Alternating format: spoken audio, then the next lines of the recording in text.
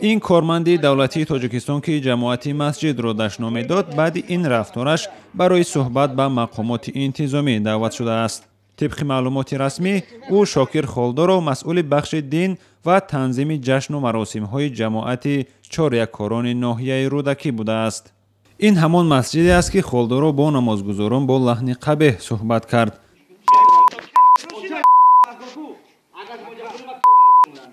این مقام دولتی به نمازگزاران ای میماند که آنها پیروی حرکت ممنوع سلفی هستند، از این رو در این مسجد را باید ببندند.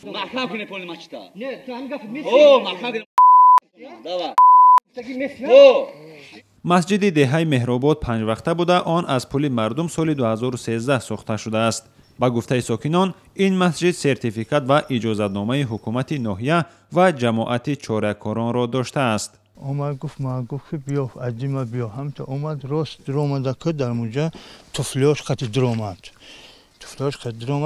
گفت که عجیمه بیا این طفلاش برآورده که گفت طفلات نرار گفت هم تا بدرو گفت اینجا آدمو نماز میخونن و خیخانی خدا عیسی ما فلان کردیم اسکندر سعیدو ساکن دهه مهرآباد است و در بحث شاکر خالدارو با نمازگزاران حضور داشت. او میگوید این حادثه تخمینا بگاه 7 اکتبر ساعت 4 به وقوع پیوسته است. نمیداند که نوار به شبکه‌های اجتماعی چطور راه یافته است. پگاه پیشیناد همه خیلی ده بچه اومد که از 4 کس اومدن است، 2 کس چیز دینی همین چیز رودکی بوده.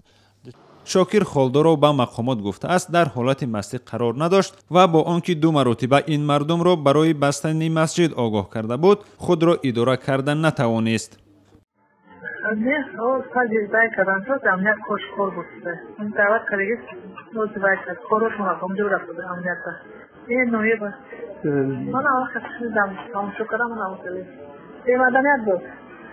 مسئولان محله دهه مهرآباد به رادیو آزادی گفتند که شام 9 اکتبر از مقامات انتظامی ناحیه زنگ زده گفتند که به در مسجد قلف زنند.